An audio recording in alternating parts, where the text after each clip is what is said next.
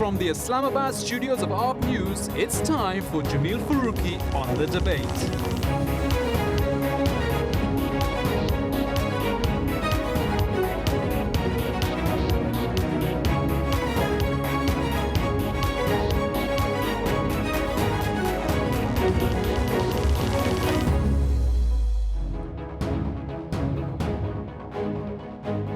Good evening. आपका editorial corona pandemic. लेकिन उससे पहले हमारे इक़दामात की बात। आज से तकरीबन 2 महीने कबल वुहान में, चाइना में इस वायरस के बारे में तफसीलात आना शुरू हुई। जैसे जैसे इत्तलात आती गई, पूरी दुनिया में एक पैनिक की सिचुएशन क्रिएट होती गई। खुद चीन के अंदर 80,000 से ज़ायद मुतासरीन उस वक्त सामने आए और उसकी अगर परसेंटेज डेथ्स की देखी जाए तो उतनी ज़्यादा नहीं थी। उसमें लोग सेहतियाब भी होते गए, लेकिन उनके पास हेल्थ फैसिलिटीज़ हैं। हमें इस बात को कतई नज़रअंदाज नहीं करना चाहिए कि चीन दुनिया के चंद उन ममालिक में शामिल है जिसके पास बहुत अच्छी सेहत की सहूलियात हैं। इस तरह के वायरसेस को डिटेक्ट करने के हवाले से इक्विपमेंट्स का ना होना भी बड़ा अलमिया किसी तीसरी दुनिया के मुल्क के लिए हो सकता है, लेकिन चाइना ने इस पर फाइनली काबू पा लिया। उसके बाद दुनिया के कमोबेश 120 ममालिक के अंदर ये वबा फैली है। आलमी इदारा सेहत ने इसे पैंडेमिक करार दे दिया, यानी आलमी वबा का नाम दिया। तकरीबन 1 सदी के बाद कोई इतनी बड़ी वबा दुनिया के सामने आई है, उसको टैकल कैसे करना है, उसको कंट्रोल कैसे करना है, मरीजों की देखभाल कैसे करनी है, जो मुतासरीन हैं उनको कैसे देखना है। ये मानने की बात है कि डेथ रेशो कम है, लेकिन अगर इटली को देखा जाए तो वहां पर जिस तरह से रेशो आ रही है तो फिर तो अंदाजा लगाना बड़ा ही मुश्किल हो जाएगा ऐसे तीसरी दुनिया के मुल्क के लिए जिस तरह पाकिस्तान है, इंडिया है, बांग्लादेश है। तो हमें सूरत हाल की नज़ाकत को मद्देनजर रखते हुए 3-4 इंपॉर्टेंट फैक्टर्स का ख्याल रखना है। हुजूम वाली जगह से जाने से परहेज करें, 1 मीटर का डिस्टेंस मेंटेन करें, फिजिकल कांटेक्ट से अवॉइड करें, और तीसरी अहम तरीन बात, अपने हाथों को बार बार धोते रहें। ये काउंटडाउन है पूरी सोसाइटी के लिए। हम मुसलमान हैं, हम बिल्कुल मुसलमान हैं, ईमान है, हमारा पक्का अकीदा है, लेकिन इलाज एहतियात दोनों सुन्नत हैं, इस पर अमल करना चाहिए। काउंटडाउन से पहले हम बात करेंगे ट्रेंडिंग टुनाइट की। ट्रेंडिंग टुनाइट आज का हमारा हैशटैग है, hashtag corona virus pandemic. Hashtag corona virus pandemic. आप हमारा प्रोग्राम आप न्यूज के ऑफिशियल पेजेस पर मुलाहिजा कर सकते हैं। आपको दिखाते हैं आज का countdown.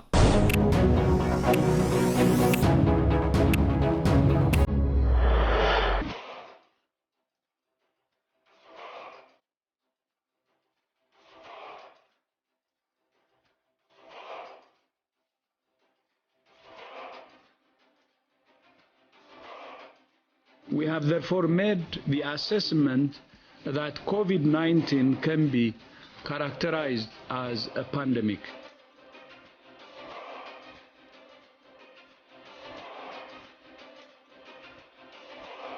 We now know that the virus is actively spreading in some communities here in Washington.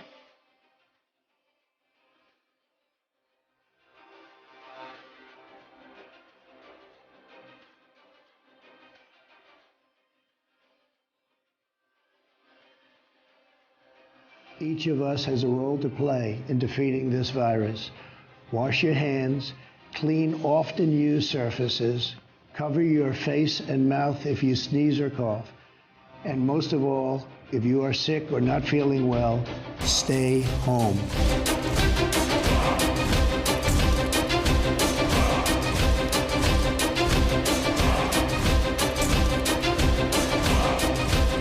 I've got to be clear, we've all got to be clear, this is the worst public health crisis for a generation.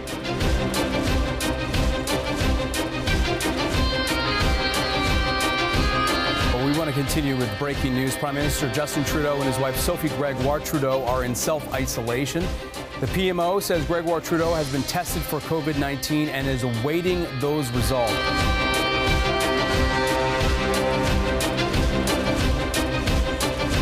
We will, from the start of next week, advise the cancellation of mass gatherings of over 500 people that have the potential to have an impact on our frontline emergency services.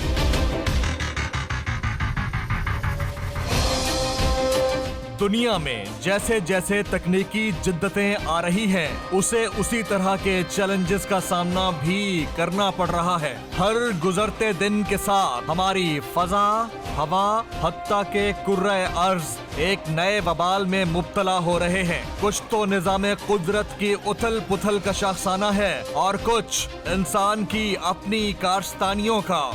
ये 2020 है, लेकिन इंसान आज भी निज़ामे कुदरत और अपनी अहमकाना इजादात के नताज के सामने बेबस है। इसे इजादात कहिए या कुदरती आफात, dengue, Ebola, bird flu, HIV, hepatitis, Naegleria और अब कोरोना।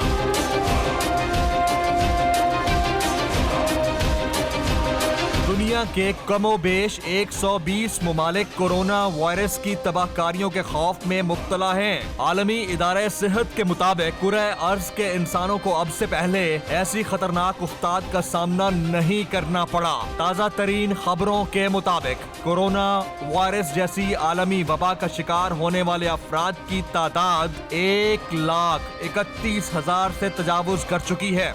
लगभग 5,000 अफराद जाँ बहक हो चुके, जबकि 70,000 अफराद इस वायरस से मुतासर होने के बाद सेहतयाब भी हो चुके हैं। हर गुजरते लम्हे के साथ इस वायरस के मुतासरीन की तादाद बढ़ रही है।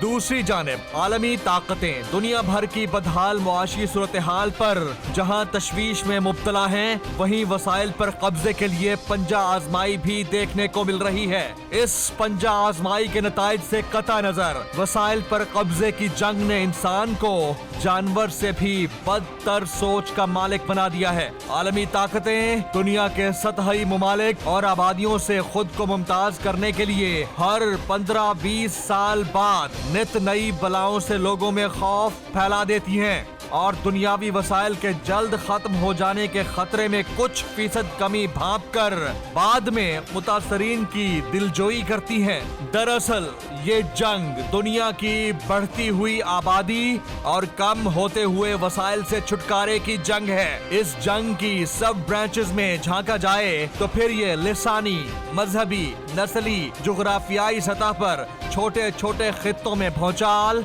वबाल, वायरसेस और बीमारियों के जरिए वसाइल के खात्मे के खतरे को कम करके तमाम तर तवानाई आबादी को कम करने की जानिब शिफ्ट कर देती हैं। इन तफसीलात में जाया जाए तो इंसान की आंखें खुली की खुली रह जाएं, फिर चाहे द आइज ऑफ डार्कनेस हो या फिर कोई मारूफ कार्टून सीरीज। मुस्तकबिल में होने वाले वाकयात को पहले बता दिया जाता है। आलमी एजेंसियों का इस खेल में कलीदी किरदार है, जो खुद को दुनिया का ठेकेदार समझती हैं।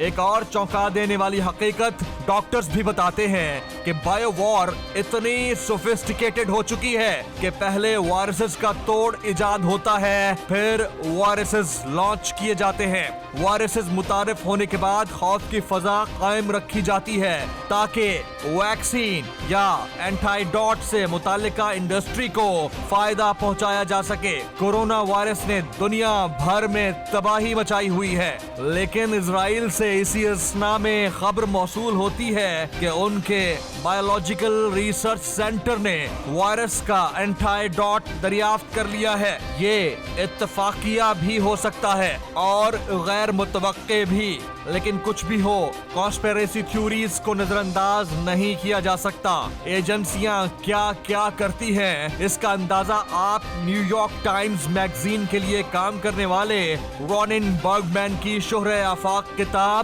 राइज एंड किल फर्स्ट के chapter death in the toothpaste की तफसीलात में जाकर लगा सकते हैं कि किस तरह से जहर तैयार करके टूथपेस्ट में मिला दिया जाता है और इंतहाई स्लो पॉइजनिंग के जरिए इंसान को मारा जाता है और आहिस्ता आहिस्ता खत्म कर दिया जाता है। उनके मुताबिक ये मवाद इजराइल के बायोलॉजिकल रिसर्च सेंटर में तैयार।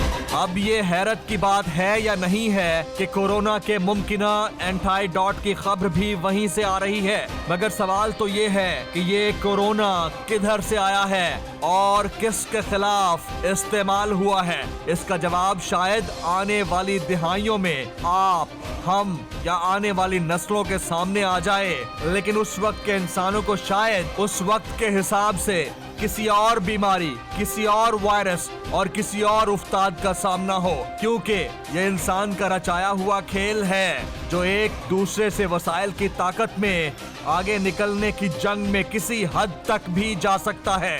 लेकिन बतौर इंसान इस गैर यकीनी कैफियत में हमारे पास इस उफ्ताद से बचने का फिलहाल वाहिद हल एहतियात और सिर्फ एहतियात है। तो एहतियात कीजिए, अपने लिए, अपने आने वाली नस्लों के लिए।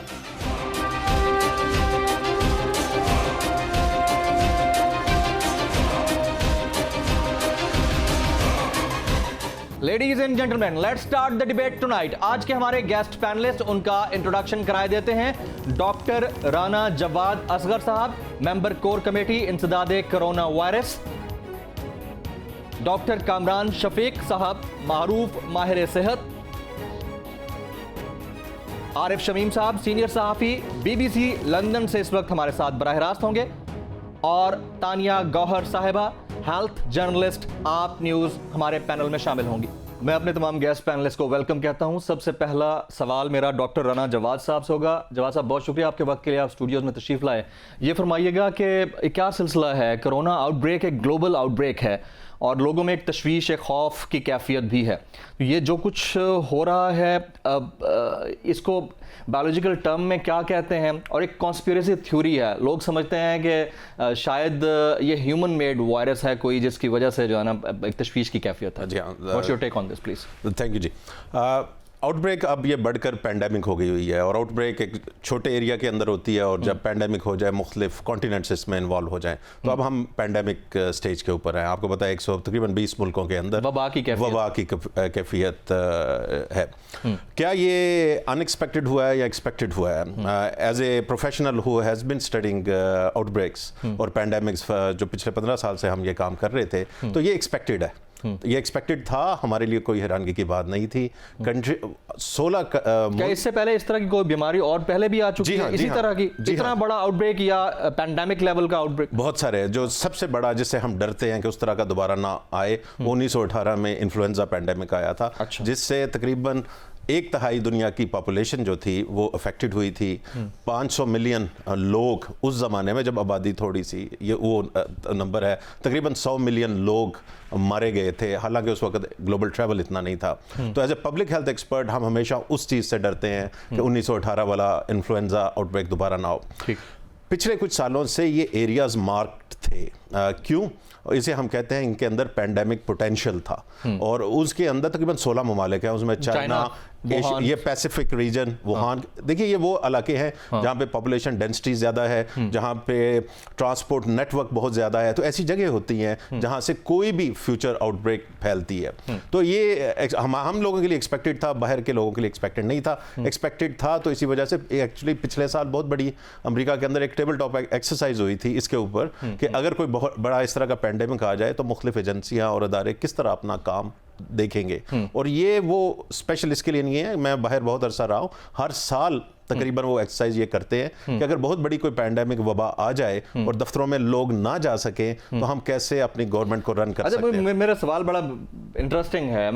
आई मीन लोग किस तरह से उन कॉन्स्पिरेसी थ्योरीज से अपने आप को बाहर निकालें, जो समझते हैं कि आज से तकरीबन कोई 30 साल पहले अगर किसी किताब में मेंशन कर दिया गया था कि वुहान में ये इस तरह का आउटब्रेक होगा या पैंडेमिक सिचुएशन क्रिएट हो जाएगी, बाकायदा वायरस का नाम पहले बता दिया गया हो, एंड ऑफ टाइम्स को देख लें, द आइज ऑफ डार्कनेस को देख लें, एक दो और किताबें भी हैं, तो उसके ऊपर फिर लोगों में एक तशवीश तो आएगी अल्टीमेटली। लेकिन कॉन्स्पिरेसी की बात अगर हम करें तो जब तक हम, बाय द वे मैंने कॉन्स्पिरेसी कहा है, हो सकता है कॉन्स्पिरेसी ना भी हो, मतलब नहीं, ठीक है, किताबों में लिखा हुआ है, ये बहुत मीडिया के अंदर, ये स्पेशली उस किताब का वो सफ़ा जिस पे वुहान लिखा हुआ है, ये सोशल मीडिया पे बहुत चल रहा है। देखिए, जब तक हम ये समझेंगे नहीं कि ये एक ऐसी चीज़ है जो नेचुरली हुई है और उस वक्त तक हम इसको कंट्रोल करने की कोशिश नहीं करेंगे, तो ये पॉसिबिलिटी अगर आप कहें कोई 0.001% ये है, वो हो सकती है, लेकिन अगर लोग सिर्फ वुहान का बता रहे हैं, लेकिन बहुत सारी आउटब्रेक्स की किताबें हैं जिन पे और शहरों के भी नाम हैं। तो अगर 200 किताबें और नावल लिखे हुए थे जो आउटब्रेक के पस मंजर में थे, वो मुख्तलिफ ममालिक और मुख्तलिफ शहरों के नाम थे, उनमें से एक वुहान भी था।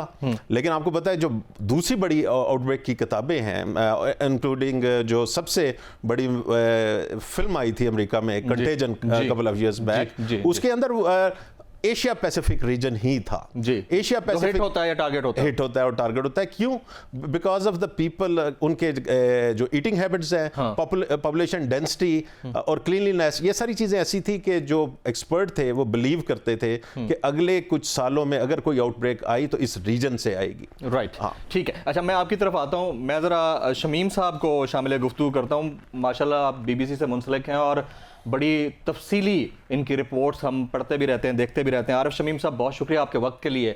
सबसे पहले तो ये बताइए कि ग्लोबली क्या इस वक्त सिचुएशन है कोरोना वायरस की, इंक्लूडिंग द UK, और दूसरा मुझे ये बताएं कि ये कॉन्स्पिरेसी थ्योरीज का जो मामला है, इसके ऊपर जर्नलिस्ट भी बिलीव करते हैं या ये बस सिर्फ कॉन्स्पिरेसीज ही हैं, इनके ऊपर इतना कान नहीं धरना चाहिए? अब बसिया, पहले तो मैं ये कहूँगा कि जब तक हम ये समझेंगे नहीं कि ये थ्रेट रियल है, उस वक्त तक हम इसको काउंटर भी नहीं कर सकते। Absolutely. तो ये बिल्कुल एक वॉर लाइक सिचुएशन है। यूरोप में तो इसको इसी तरह देखा जा रहा है कि बिल्कुल एक वॉर लाइक सिचुएशन है। बल्कि इटली में मैं पढ़ रहा था किसी नर्स का, उसने कहा कि हमने वर्ल्ड वॉर के बाद इतनी खतरनाक सिचुएशन नहीं देखी। तो ये बिल्कुल वॉर फुटिंग पे इससे लड़ने की जरूरत है। कॉन्स्पिरेसी थ्योरी तो दुनिया में ना, अब फिल्में तो शायद हर सब्जेक्ट पे बनी होंगी। फिल्में तो मार्स पे भी लोग चले गए हुए हैं, तो फिल्मों में तो वो ये होता है। लेकिन अगर इसको अगर ये कॉन्स्पिरेसी कह के रद्द किया जाए तो इसको अंडरमाइन करने, मुझे लगता है कि इसको अंडरमाइन कर रहे हैं। ये एक रियल थ्रेट है और उसको बिल्कुल हकीकत में ही इसका सामना करना चाहिए। जहां पे बात आई यूरोप की, तो यूरोप में ये बड़ी तेजी से फैला है। ये फरवरी से लेकर अब तक जो है वो जितने ज्यादा केसेस देखने में आए हैं, पहले शायद इनको अंदाजा नहीं था जब ये चीन में हुआ, ठीक है, लेकिन उसके बाद जब ये इटली में हुआ है, और इटली में भी एक उनके सबसे बड़ा जो उनका रीजन है, इसमें लंबार्डी, शायद, हाँ, लंबार्डी में इसका, तो उधर से जिस तरह फैला है ना, और उसके बाद तो ये रुक नहीं रहा। बहुत सारे मुल्क जो हैं वो उनमें केसेस चाहे कम भी हैं, लेकिन वो जो मेजर्स ले रहे हैं वो बड़े स्ट्रिंजेंट हैं, बड़े सख्त मेजर्स ले रहे हैं।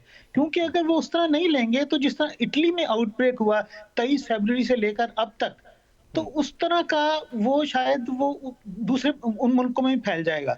अब इटली की मैं अभी फिगर्स देख रहा था, इटली में तकरीबन 15,000 इस वक्त कंफर्म केसेस हैं, जिसमें से 1000 हलाक हो चुके हैं ऑलमोस्ट।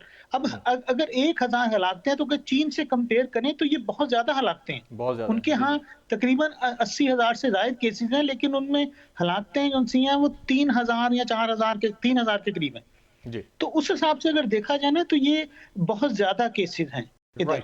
ठीक है, आरिफ शमीम साहब हमारे साथ मौजूद रहिएगा, और बाकी डॉक्टर साहबान और हमारी नुमाइंदा खुसूसी वो भी हमारे साथ मौजूद हैं। ख्वातीन उज़ात, जहाँ वक्त का ब्रेक के बाद जब वापस आएंगे, रियल थ्रेट तो है, रियल थ्रेट को रियल थ्रेट समझना कितना इम्पॉर्टेंट है, और ख़ास तौर पर third world countries like Pakistan के लिए कितना बड़ा थ्रेट है, और हम उसको कितना लाइटली ले रहे हैं, मुसलमान होने की हैसियत से भी और इंसान होने की भी हैसियत से भी। इसके ऊपर बात करना बनती है। ब्रेक के बाद साथ रहिएगा।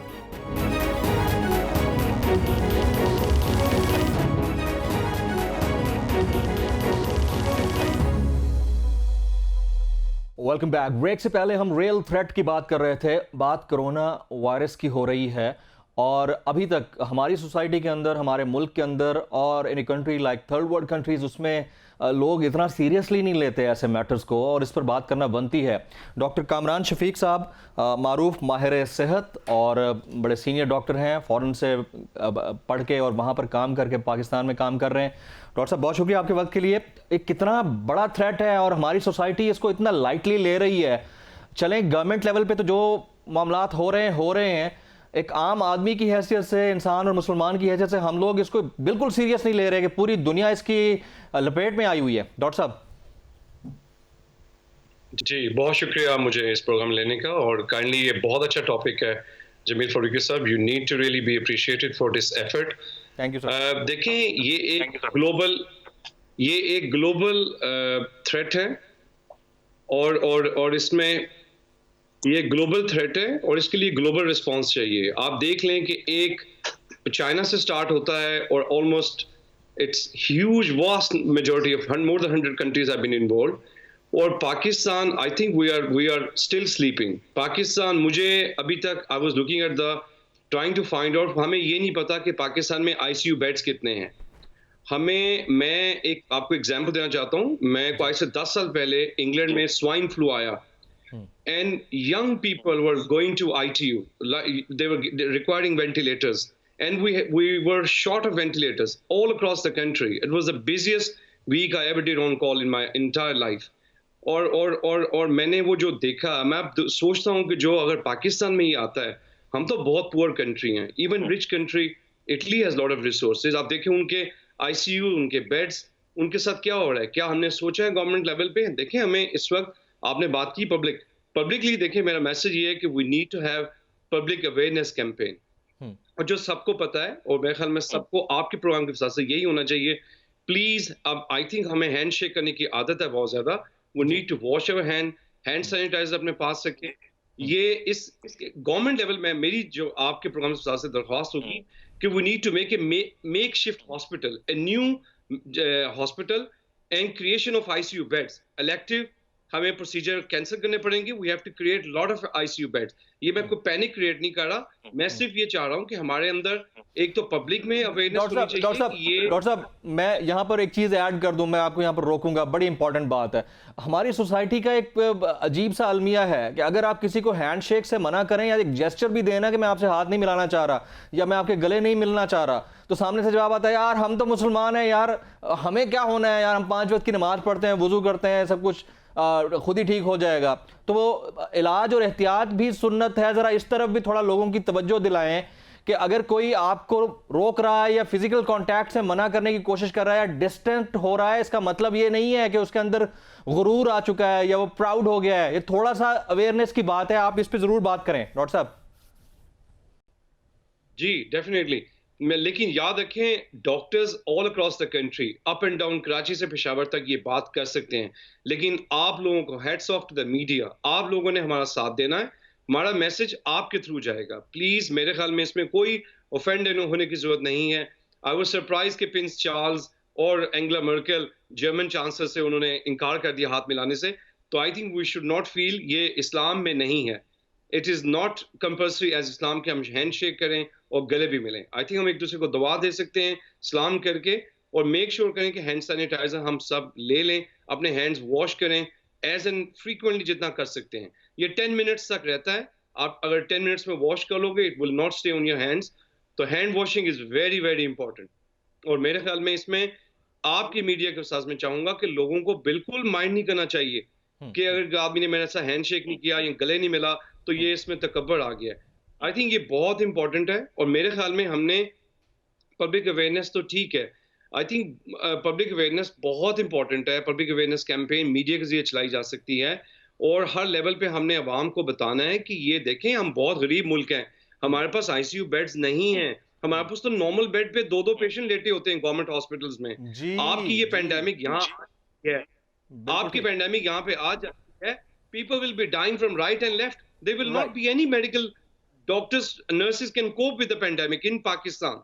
बिल्कुल ठीक है। डॉक्टर साहब हमारे साथ रहिएगा। अब कितने आईसीयू बेड्स हैं और सिचुएशन ओवरऑल क्या है, हमारी हेल्थ जर्नलिस्ट हैं तानिया गौहर हमारे साथ मौजूद हैं, उनसे पूछ लेते हैं।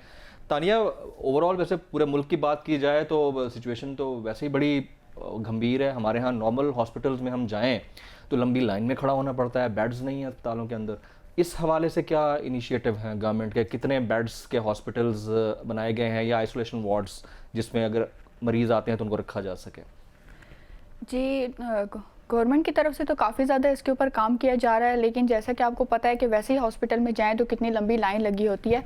तो मेन फेडरल की अगर बात करें तो यहाँ पे आइसोलेशन वार्ड स्पेसिफिक जो है वो पिम्स हॉस्पिटल में बनाया गया है। उसके अलावा क्वारंटाइन स्टार्ट में जब ये बनाया आइसोलेशन वार्ड तब तो ये 20 बेड्स का बनाया गया था, और बाद में उन्होंने कहा कि इसमें जो है जैसे हमें ज़रूरत होगी तो उसको इंक्रीज़ कर देंगे। तो उसके अलावा क्वारंटाइन बनाए हैं हाजी कैंप में, उनके 2-3 ब्लॉक्स को उन्होंने क्वारंटाइन कर दिए हैं। और इसी जो अगर कोई किसी किस्म की जो हंगामी सूरत हाल है उससे करने के लिए इन्होंने रावलपिंडी में 50 बेड्स का जो है वो हॉस्पिटल इन्होंने इंस्टीट्यूट को उन्होंने किया जी उन्होंने अलग कर दिया कि अगर इन केस हमारे पास कोई पेशेंट ज़्यादा आते हैं या कोई इमरजेंसी की सिचुएशन होती है तो हम उन पेशेंट्स को जो है वो उस हॉस्पिटल में जो है वो ट्रांसफ़र कर सकें, वहाँ पे उनको रख सकें।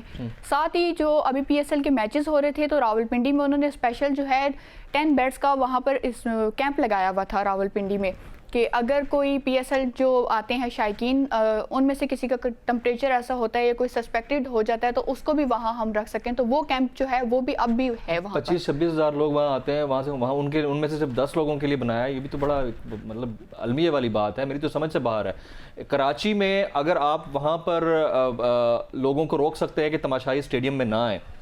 देखिए जी डॉक्टर साहब, बल्कि मैं डॉक्टर साहब की तरफ आता हूँ, आपके पास में दोबारा आता हूँ। डॉक्टर साहब मुझे एक बात समझा दीजिएगा, ट्रैवलिंग तो हो रही है, इंसान आ जा रहे हैं, सरहदों पे सूबाई सरहदों के ऊपर कोई रोक टोक नहीं है। सिंध से पंजाब के अंदर आ रहा है, पंजाब से इस्लामाबाद के अंदर आ रहा है, पिंडी के अंदर आ रहा है बंदा, हम किसी को सस्पेक्ट कह के रोक भी नहीं सकते। और मज़े की बात यह है कि उनमें से जो खुदा ना खासा कोई निकलते हैं उनको ये भी नहीं पता कि वो अपनी फैमिली में जा रहे हैं, लोगों में जा रहे हैं, स्टेडियम में जा रहे हैं, हुजूम में जा रहे हैं, हॉस्पिटल में जा रहे हैं, घर में जा रहे हैं, बायोमेट्रिक यूज़ कर रहे हैं या फिर ATM यूज़ कर रहे हैं या लिफ्ट यूज़ कर रहे हैं या ग्लास पे हाथ लगा रहे हैं। ये तो हमारे लिए बहुत बड़ी परेशानी की बात है। अगर खुदा ना खास्ता यहाँ आउटब्रेक होता है तो हमारी सिचुएशन क्या होगी? 10 बेड्स का हॉस्पिटल होता है आपके पास, या उधर आपका यूरोलॉजी सेंटर है 50 बेड्स के ऊपर है।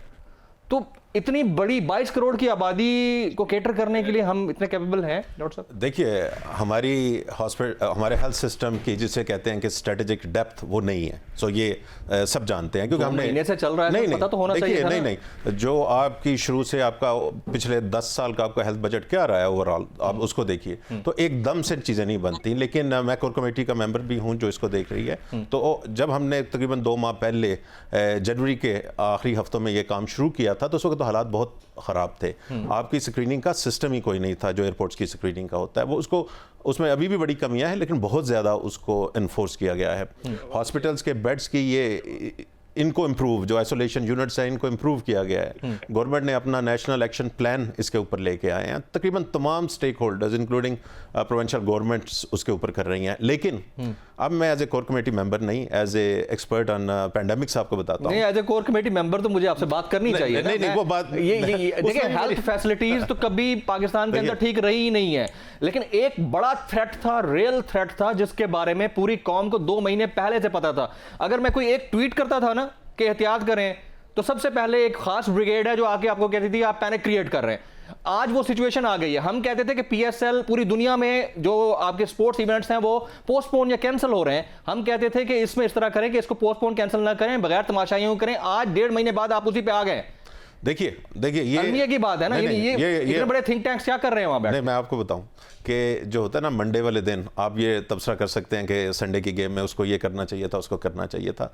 जब एक नया वायरस आया है जो जनवरी के दरमियान या फरवरी तक चाइना के बाहर सिर्फ उसके 200 से कम केसेस थे, तो आप अपने मुल्क को बंद नहीं कर सकते। ये आपको इसको समझना चाहिए। आपने अपना थ्रेट के हिसाब से देखना है। तो ले सकते हैं जिस तरह दूसरी दुनिया इकदाम उठा रही है, आप भी देखिए मैं आपको इटली की बात कर लीजिए। इटली ने अपना पहला मरीज आने से पहले कंप्लीट वो फ्लाइट्स बैन कर दिया था चाइना के ऊपर, लेकिन वो रोक नहीं सके। अब आजकल के दौर में जो हमने जब पढ़ना शुरू किया था ये सब्जेक्ट, हमें ये बताया गया था infectious disease don't respect international borders. हाँ, तो ये मैं बता दूं, अब जितने मर्जी बॉर्डर्स लगा लें। अब पॉइंट क्या है, क्या वो हमारा फर्स्ट लाइन ऑफ डिफेंस था। सेकंड लाइन ऑफ डिफेंस है जिस पे अभी हम अगर बचना है तो उसके जरिए बचना है, वो है कि आप अपना इन्हांस सर्वेलेंस सिस्टम आप कीजिए ताकि आपको लोकल ट्रांसमिशन हो तो उसका आपको जल्दी पता हो हो जाए। ये अमेरिका ने भी अब इस पे आ गया, पहले वो भी जिसे हम कहते हैं कंटेनमेंट स्ट्रेटजी थी। अक्सर दुनिया के ममालिक ये कह रहे थे अपने मुल्क के अंदर ना घुसने दो, लेकिन अब तकरीबन हर मुल्क के अंदर लोकल ट्रांसमिशन हो रही है। जब ये सिचुएशन हो जाए तो आप सरहदों पे नहीं बैठे रहते, आप अपनी पिछली सेकंड लाइन ऑफ डिफेंस पे आ जाते हैं, जिसके ऊपर लाइन ऑफ डिफेंस को तो एनहांस करके बेहतर किया जा सकता था। बिल्कुल बिल्कुल नहीं, उसको जितना देखिए ना, जितना किया जा सकता उतना किया, और मजीद करने की जरूरत है। एक वक्त में कितने बेड्स पे मरीज लिटाया जा सकते हैं इस्लामाबाद? देखिए, अगर मेरा ये जाती राय है, अगेन जाती राय है कि अगर हम उस बात पे आ गए कि हमने कितने बेड्स हैं तो हम उसको मुकाबला नहीं कर सकेंगे। हमारा मुकाबला यही होगा कि जिस अगर कम्युनिटी में अगर ट्रांसमिशन मिलती है, इसको फौरी तौर पे हम आइडेंटिफाई करें और कंटेन करें, वहाँ पे करें। उसके बाद दूसरी बात जो मैं आपको ये बताना चाहता हूँ इसके बारे में, जो इसकी पहले 50,000 मरीजों की स्टडी चाइना ने ही निकाली थी, द फर्स्ट 50,000 केसेस, अराउंड 44,000, तो उसमें चंद एक हमारे पास चीज़ें हमारे आ गई हैं, पता लग गया इसके बारे में। वो ये है कि 80% लोग बहुत माइल्ड सिम्टम के साथ होते हैं, उनके अस्पताल जाने की जरूरत नहीं है। 80% of the all those who infected, तकरीबन 15% के अंदर जरा उनको हॉस्पिटल की मैनेजमेंट की जरूरत पड़ती है, but not the advance life support system, वो हमें 5% में मिलती है जी। और 0.2% है जो कि सीरियस थ्रेट में जाता है, 0.2% है, उससे थोड़ा सा ज्यादा है। लेकिन आप देखिए कि अब वुहान के अंदर जहां पे ये आउटब्रेक थी, जो मेन एपिसेंटर है, वहां के ऊपर शरह अमवात इसकी 5% थी, लेकिन हुबी प्रोविंस से बाहर निकलें तो उस चाइना के अंदर ही, उसी मुल्क के अंदर ये शरह अमवात 5% से भी कम थी कई जगहों पे। सर चाइना को छोड़ दें, अब इटली चले जाएं थोड़ी देर के लिए। इटली की भी, इटली में तो बहुत ज्यादा हो गया। जी जी बिल्कुल। अब इसको थोड़ा सा समझने की जरूरत है। हम ये कहते हैं कि never go on the headlines. आपको भी कहा होगा कि नीचे की खबर निकालिए। नीचे की खबर क्या है? Italy is the oldest population in the Europe. ये जो वायरस है, it is affecting more the people who are above 60, और जितने इम्यून सिस्टम जिनका कम है। हाँ, अगर आप इसकी डेथ रेट्स निकालें या इसकी शरह अमवात निकालें, जो आपकी उम्र बढ़ती जाती है तो 80 के ऊपर तो ये 14% या 15% पे चला जाता है। तो अब ये हुआ है कि वहां की जो पॉपुलेशन है, जो ओल्डेस्ट थी, उसको हिट हुआ है। I'll stop you here. Break का वक्त हो जाता है, ब्रेक लेता हूं। ब्रेक के बाद आएंगे तो यहीं से जोड़ेंगे, अपने सिलसिले को यहीं से जोड़ेंगे। ख्वातीन हज़रात, देखिए बात इतनी सी है कि बहरहाल ये एक थ्रेट तो है और इसको काउंटर करना है, सारी दुनिया कर रही है, हमें भी करना होगा। यार इंडिया कर रहा है, इटली कर रहा है, टर्की ने किया, ईरान में बड़ी अब बहुत ख़तरनाक सिचुएशन बनी हुई है। तो ये पूरी दुनिया जो इसको फेस कर रही है, लेकिन हमने इसको कतई तौर पर लाइट नहीं लेना है, नज़रअंदाज नहीं करना है। हम मुसलमान हैं, हमारा अकीदा है, हम वुज़ू भी करते हैं, जरासीम से पाक भी हो जाते हैं, सब कुछ अपनी जगह पर, लेकिन एहतियात, इलाज, ये भी सुन्नत नबवी सल्लल्लाहु अलैहि वसल्लम है। ब्रेक के बाद हमारे साथ हैं।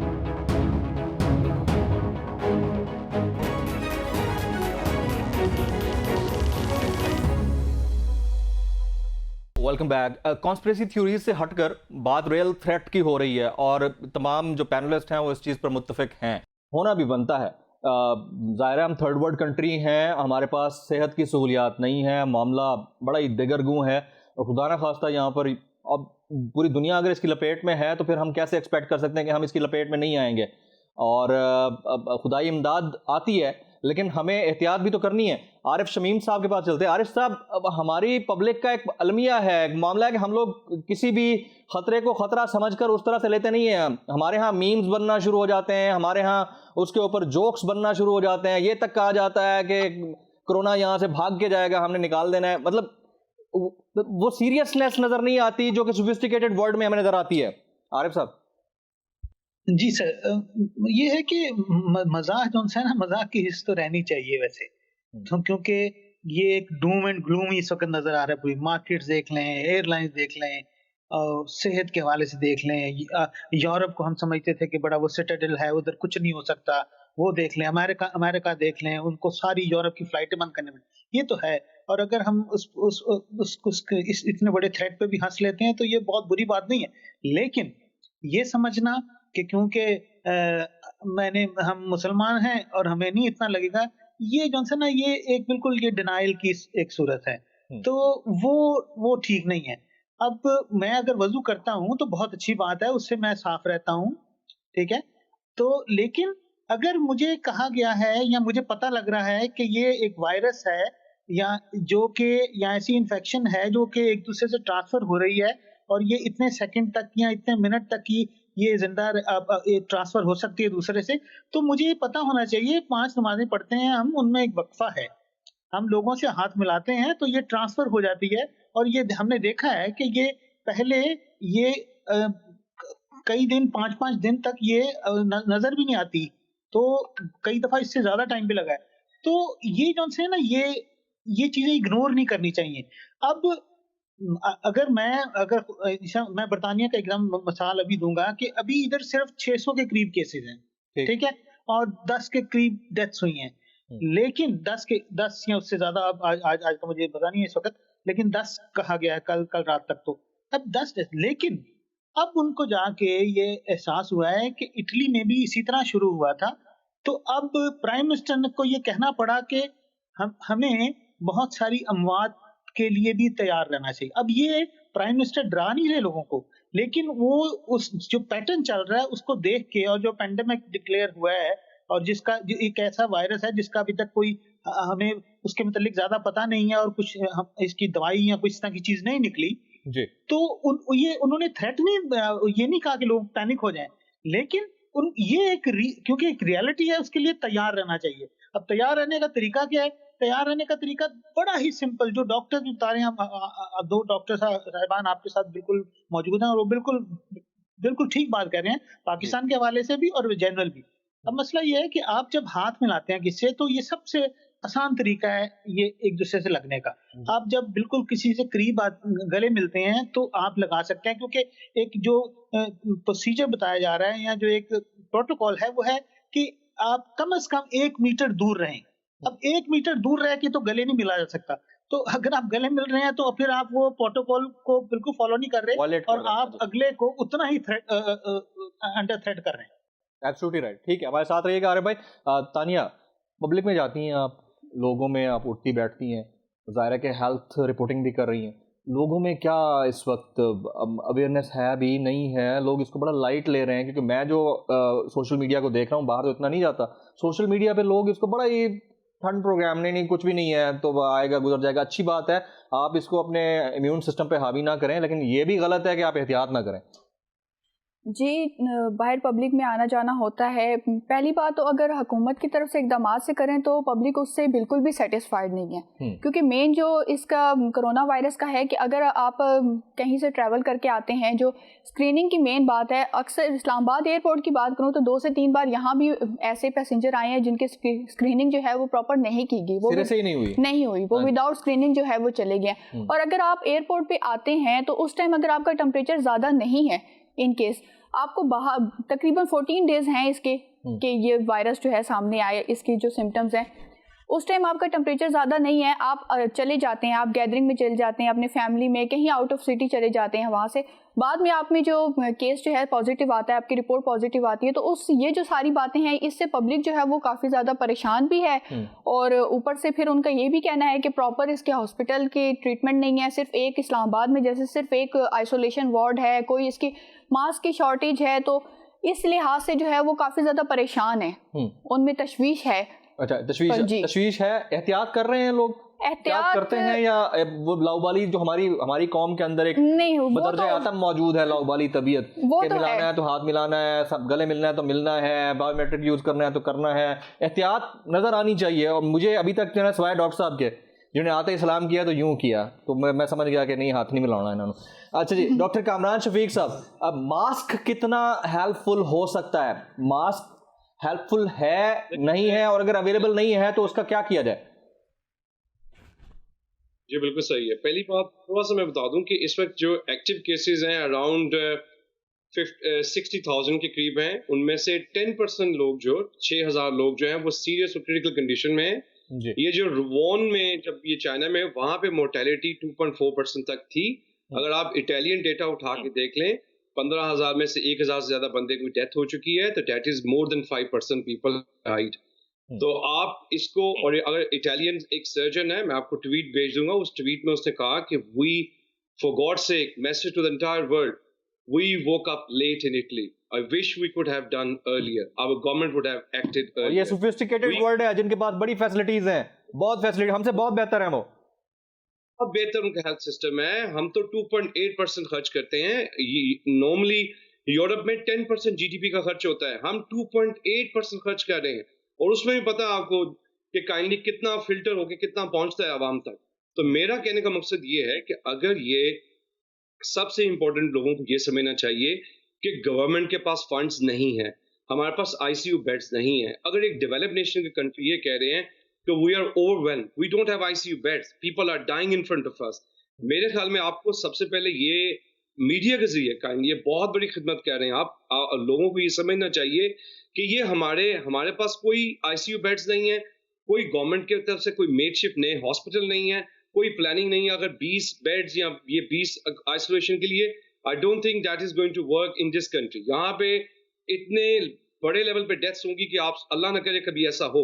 मैं ये चाहूंगा कि लोगों को अपनी हिफाजत के तक अपने सारी की सारी हाइजेनिक मेजर्स लेनी पड़ेंगी। लोगों को आप यकीन करें, मैं खुद भी इस सिचुएशन में होता हूँ, अगर मुझे कोई बंदा सलाम करे तो कैसे मैं कहूँ यार I don't want to shake hand, मैं आपसे हाथ नहीं मिलाना चाहता। तो मेरे ख्याल में वही बड़ा अच्छा कहा कि 1 मीटर का डिस्टेंस रखें। आप काइंडली देखें, सबसे इंपॉर्टेंट बात आपके प्रोग्राम की वजह से मैं कहूंगा कि जिन लोगों को कोई भी फ्लू लाइक सिम्टम्स हैं तो kindly they should isolate themselves, वो पब्लिक में ना जाए, इवन नमाज भी पढ़ने मस्जिद में ना जाए। उनको चाहिए वो घर में रहें और मेक श्योर करें इवन अपने घर वालों को भी ना दें। सो फॉर एग्जांपल जैसे हमारे प्रेसिडेंट साहब और भी लोग बहुत है माशाल्लाह, आपके प्रोग्राम मीडिया में बताते हैं कि हमने अगर कफ करना है, स्नीज करना है, तो आपने कैसे उसको प्रोटेक्ट करना है कि लोगों के आप ड्रॉपलेट ना जाएं। इस तरह आप अपने हैंड्स वॉश करें, आपकी फैब्रिक को वॉश किया जाए। जो बंदे को फ्लू है, अभी हमें नहीं पता कि आपको जो है कोरोना वायरस है, but at least by the way एक लैब है पाकिस्तान में, वो 8,000 रुपए का सुना है पीसीआर कर रहे हैं। आई डोंट थिंक पाकिस्तान को, आपको पता है कि कितने पॉवर्टी है, यहाँ पे कौन कौन बंदा पीसीआर अफोर्ड कर सकेगा। तो मेरे ख्याल में जमील साहब मेरी तो यही होगी कि पब्लिक को has to take the responsibility, they have to make sure कि वो स्प्रेड ना करें।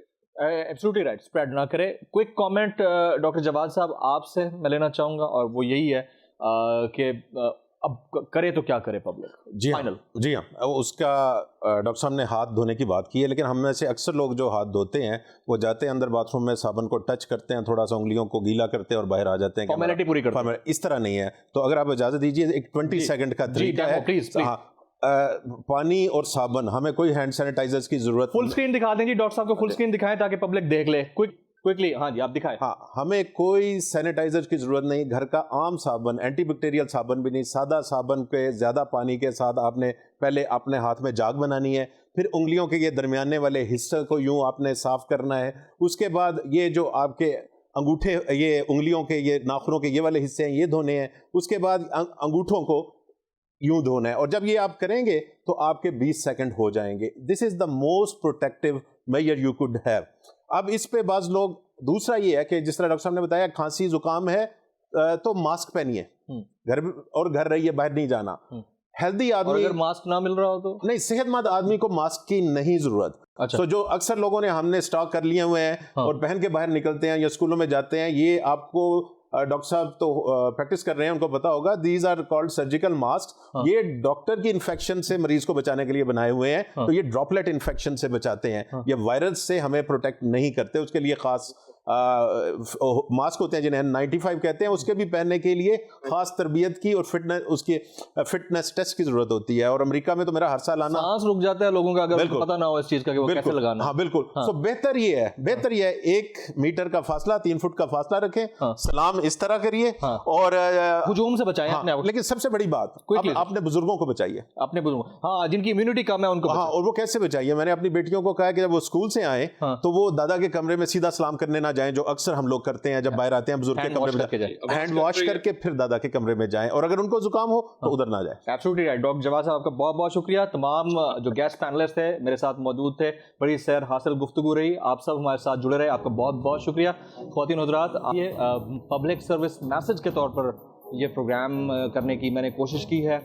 कतई तौर पर हमारी ये कोशिश नहीं है कि कोई पैनिक की सिचुएशन क्रिएट की जाए, लेकिन पैनिक ऑलरेडी है, पूरी दुनिया में है। और अगर हम इसको रियलिटी समझ के एक्सेप्ट नहीं करेंगे तो इससे बड़ा थ्रेट बनकर ये सामने आ सकता है। आज के प्रोग्राम से जमील फारूकी को